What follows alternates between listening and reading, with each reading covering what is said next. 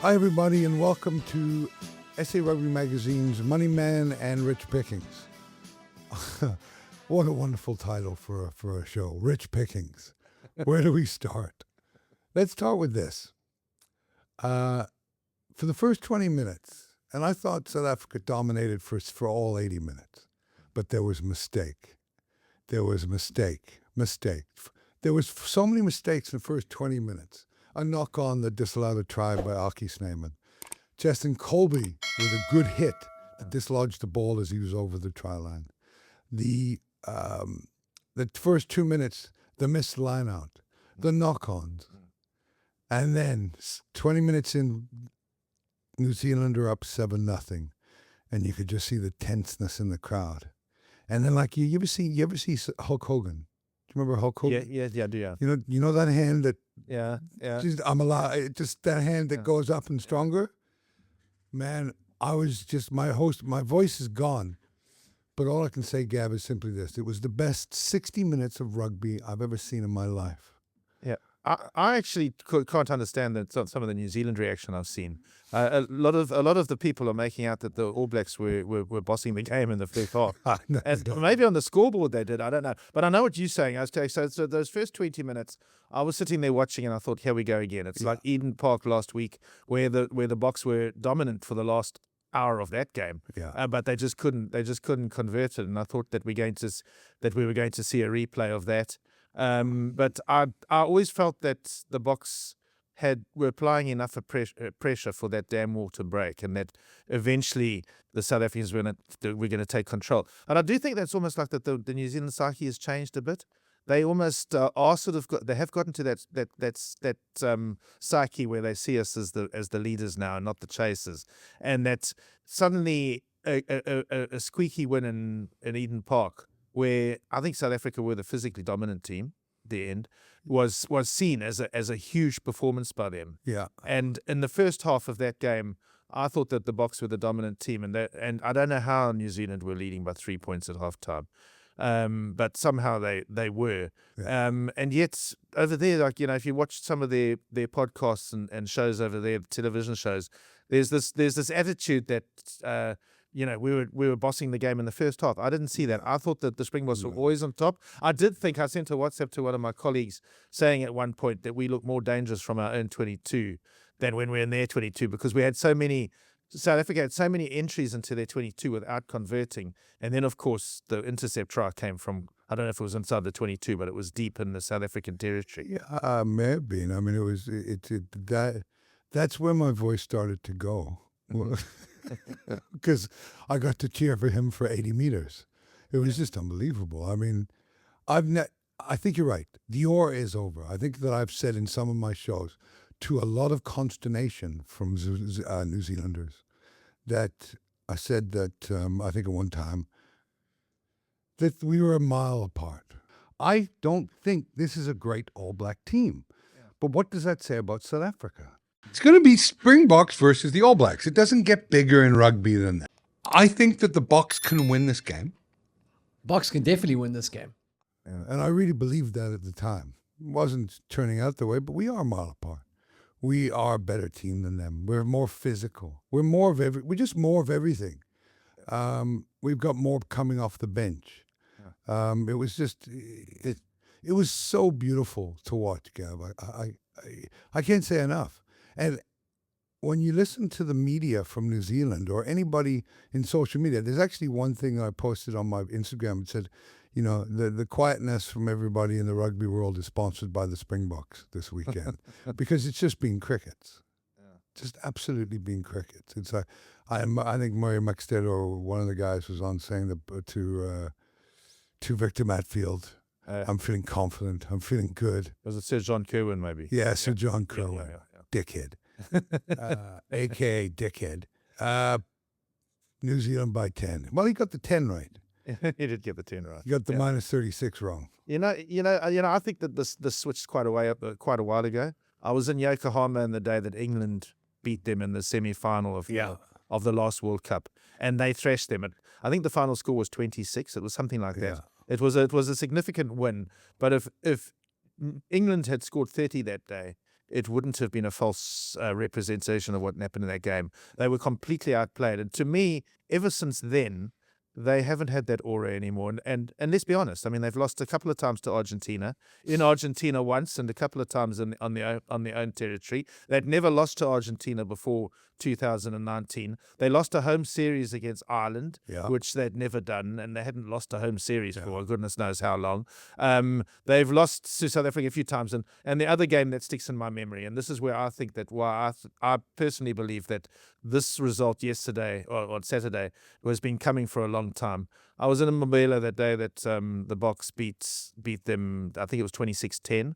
And if that result that day had been 36-10, it wouldn't have been a false representation of that game either. South Africa were physically dominant in that game. Yeah. We threw it away the following week because we got complacent, went to Ellis Park and lost. And that's the problem. If South Africa stopped playing against themselves, and they did do that at Eden Park, they played against themselves. And as you say, probably in the first 20 minutes, they didn't get things quite right in Wellington either. Well, but if South Africa, we're going to win, South Africa will win more often. Are they going to win?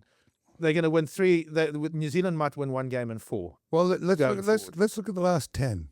7 wins for South Africa, 3 for New Zealand. 257 points scored for South Africa, 200 for New Zealand. I mean, we're seeing scores now of 43-10, 35-7. We're seeing the guards changed, guys. Yeah. I'm sorry. I don't care what happens. I don't care if Australia pucks a win against New Zealand. I don't think so. I'm more worried about what we do against Argentina, because the only team that can win it guaranteed if they win through is Australia. But that's not going to happen. South Africa just need to match New Zealand. Yeah. And with the points difference, we do. They get 5 points, we're going to get 5.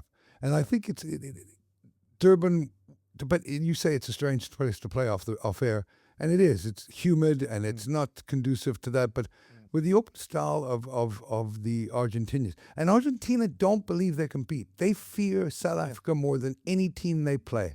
I think, look, funnily enough, it was in Durban in 2015 that they scored their first ever win in South Africa. Yeah. And they bossed that game, but there was context. Heineke Meyer had driven his players through the week. And anyway, we can't really talk about the Springboks of that era and compare them to the Springboks of this era. Where South Africa have struggled sometimes is when they've played in Argentina. And they lost there last year, but they're not playing it this year. But if you remember that game, even the one in Argentina, exactly. But the game they played in Argentina last year, it was very similar to the Ellis Park game against Australia, where South Africa actually dominated early on. Yeah, and they went up to a big score, and then it was almost like they thought this is going to be easy. Yeah. And Argentina came back. So there's that context. South Africa won't be complacent about Argentina anymore. That Argentina have played too well. They've beaten the British on Irish Lions. They've beaten the Aussies now. They should have beaten Aussies twice, actually, to be honest. Yeah. And they've obviously beaten the All Blacks in the last game they played in Argentina. So there's going to be no complacency from the South Africans. And I think that if the Boks are going to get a bonus point, I think they could get them in both games, but I think it's more likely actually in London. I just think that I agree. I think that game where South Africa won neutral games there. South Africa won 35-7 against the All Blacks. I think that the Springboks in Argentina in London are a good bet, because it's not a home game for Argentina. Definitely not. No. And what do you make of when you look at? I've also said Rassie's a genius, and it's like people say don't give him the genius moniker. He's only won World Cup. To that I say go fuck yourself, because he won 2 World Cups. He did. He's on his 3rd. Yeah. So everything he's doing, like you said last week, is for a long game. Yeah. The fact you can go out and blow out the All Blacks by 33 points.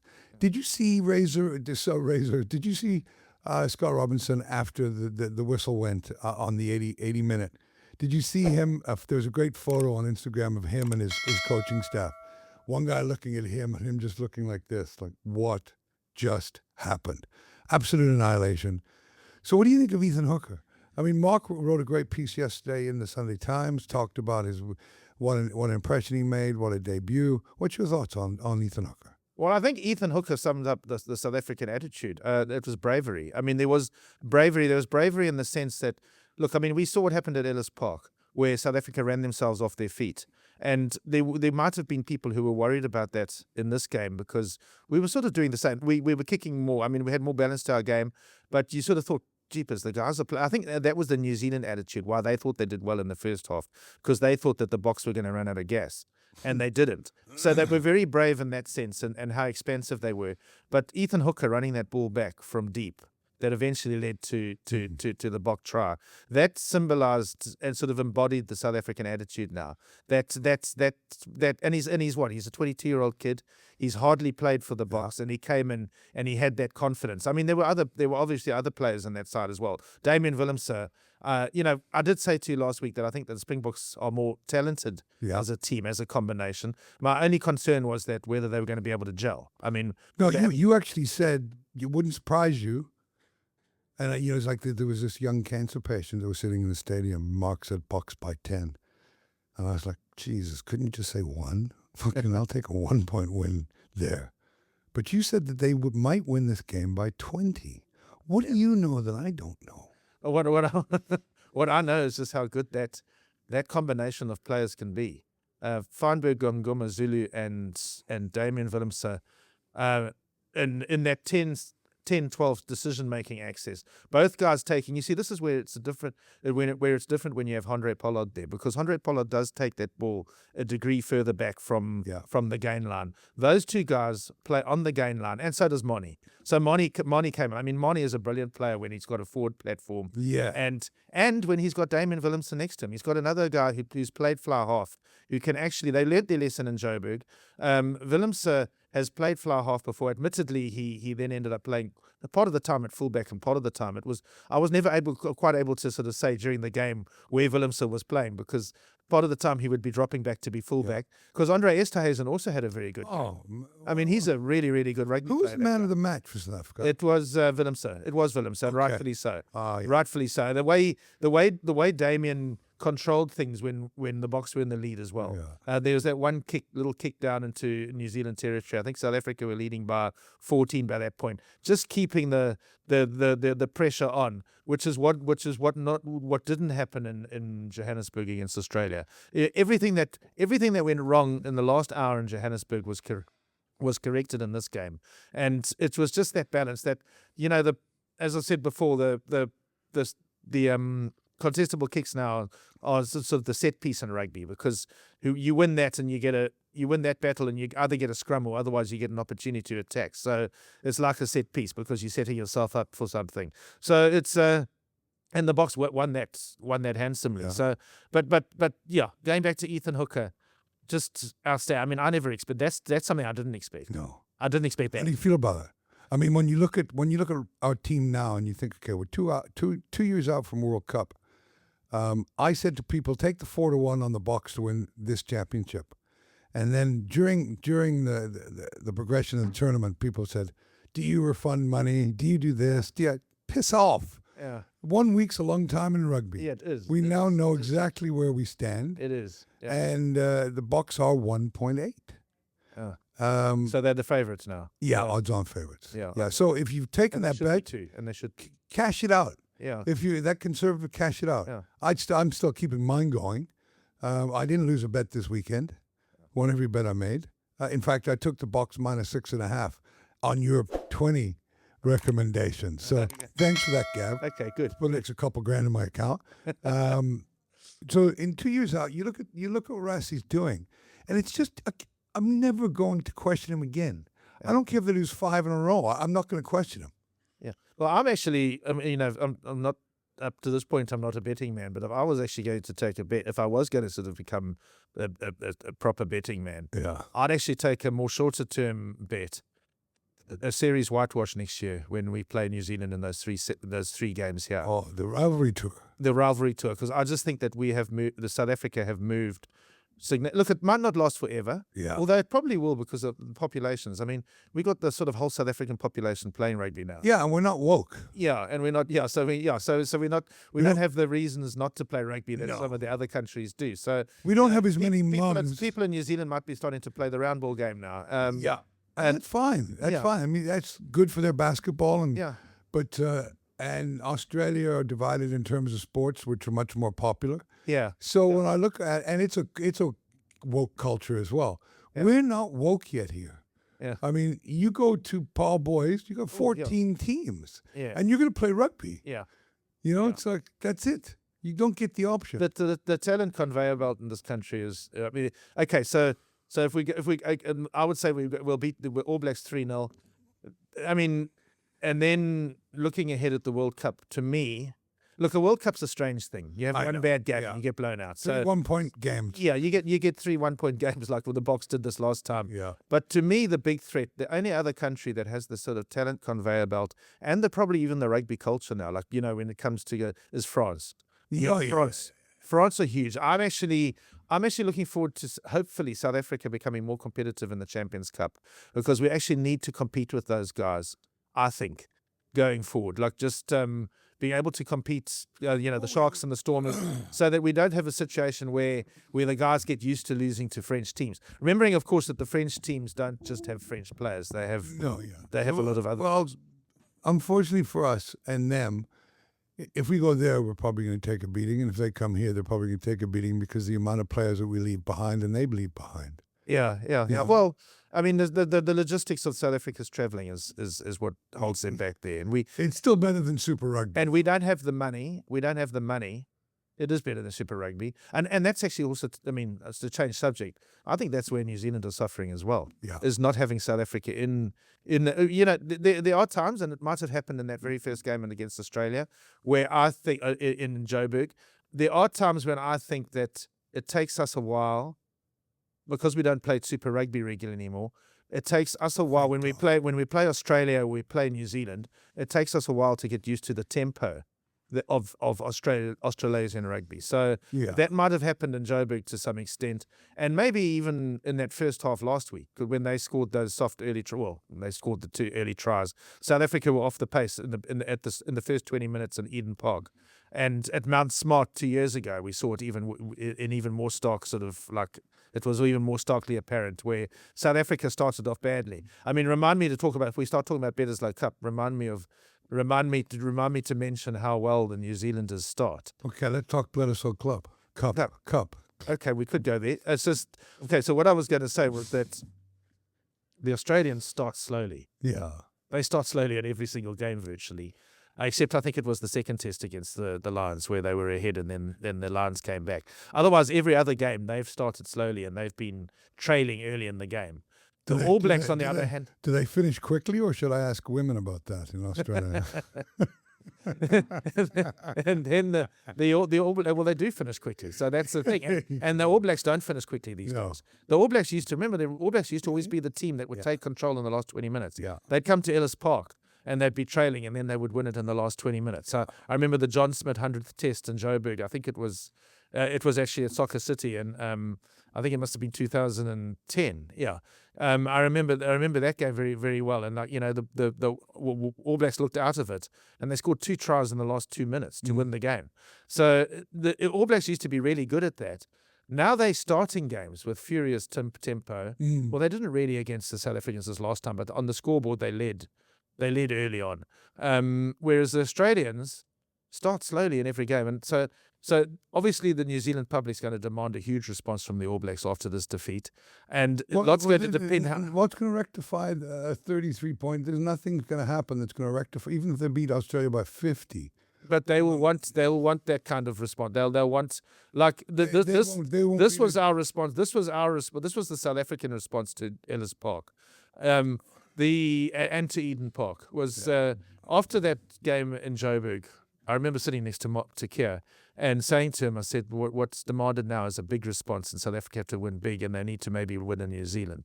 Then they didn't win in Eden Park, but you needed, if the Boks had won by 1 point this last weekend, we'd still be sort of maybe thinking of Ellis Park. Debate rages. Yeah, we'd still be thinking about the Ellis Park. But because they won so comprehensively, you and I are probably the only people talking about Ellis Park now. I like to talk about Ellis Park because I was one of the few South Africans who left that game still a little bit enthused, because I just felt that first window, that first 20 minutes was the best rugby I'd ever seen the Springboks play. And now if people ask me, what's the best rugby you've ever seen them play, I'll say the first 20 minutes at Ellis Park, the last hour at the Sky Stadium in Wellington. You put those two together, you've got an entire game. Let's make the score. What would the score be? It was 22-0 and 36. 58. It would have been 55. 58-3. I think, no, they scored 3 points. Yeah. They kicked one penalty. So 55 difference. Yeah, I mean, 55-point difference. That's a perfect game. It would have been a perfect game. We would have seen off both those teams by... Because I get the Ellis Park situation, Yeah. 22-0 up. Everything's champagne. Yeah, and let's all just run everything. Yeah, exactly. Bang, blank, all over the place. But I can't stop smiling. That sounds arrogant. I mean, I've been accused of arrogance for another platform, sort of saying what sort of similar sort of things. You're going to be accused so much on this platform of everything. So. Of arrogance, but it's not arrogance. If it would be arrogance if I was a Springbok player. Yeah. If I was Eben Etzebeth, okay, he didn't play on Saturday, but if I was Damien Willemse sitting here and saying these things, then that's arrogant. But I'm being asked for my opinion. Yeah. And my opinion is that South Africa at the moment are moving ahead of New Zealand. And that's based on an experience of watching since 2000. That's when it started, was 2019. 2019, New Zealand started to lose the aura after the last game of Steve Hansen's tenure. And then since then, I don't know, I can't count it off, but they've lost maybe 4 times to the Pumas. It probably is close to that. At least 3 I know of. Yeah, they've lost 3 times in New Zealand, haven't they? Or didn't they play the one neutral game in Australia? Anyway, they've lost. It's not good. It's not good. It's not when good. Are they going to lose to Italy? Okay. So that's what South Africa have done, and they haven't done. But all those records are starting to tumble up, and in the last 2 years, because it's 24 months now since the game at Twickenham against them. In the last two years, twice South Africa have scored biggest ever wins against New Zealand. Not just South Africa's biggest wins, but the biggest wins that the New Zealand have ever suffered. And to me, as I did say last week, 20 points wasn't completely beyond the realms of comprehension. 33, well, that's a bit of a stretch. But I don't know, everybody's saying, well, we're not going to ever see this again. I think we might, because I think South Africa are going to get better. The Tony ball, I mean, when Zels was here, Zels loves the kicking game, as you know. I mean, I don't know if he ever told you that myself and him at one stage were concepting a thing called threes, because you've got 7. So we used to talk about having a threes where you'd have a catcher and a passer and a kicker, and you'd have this game, because then he'd be happy because we could just kick everything. But Tony Ball to me has been the greatest thing to happen to the Boks, because now we've got so many different ways to play, and at the moment we're still in our growing pains. That's why we will still drop games occasionally. We will still, but when Tony Ball is perfected, and we started to do that this weekend, and we started to do it. We showed signs of it in those first 20 minutes of Ellis Park. When Tony Ball is perfected, I don't know how many overseas coaches have told me in off-the-record conversations that when the penny drops for South Africa, that there's another way to play. They don't have to just play the defensive game with their forwards. When the penny drops, they're going to be almost unstoppable. And I think we've reached that point. And we are reaching that point now with Tony Brown having. And that's why I say to Zels, because I think he was a little bit skeptical about Tony Ball, because he'd rather we played threes. Yeah, exactly. I mean, I don't miss that insight from Zals. And there's only one word that probably sums up the Springbok performance on Saturday, and it's orgasmic. Yeah. It was absolute pure. It was unbelievable. My voice is just coming back a little bit, so sorry, folks, I sound a bit rapsy, but most of you don't listen to what I have to say anyway. A week's long time in rugby. Thank God we're not playing this week, so we can gather our breath and start to get into analyzing it. And I thank you again, Gav, for coming in. You're a legend. I want to dedicate this show, though, to Charlie Kirk and his wife and 2 kids that were there when he was killed. I know it's a strange thing, but I have immense respect for that person, the way he lived his life and the way he called things out. I think he probably appreciates the show today, wherever he's watching from. And God rest his soul. Thanks, Gavin. Thanks, Yeah. Gav. Thanks, man.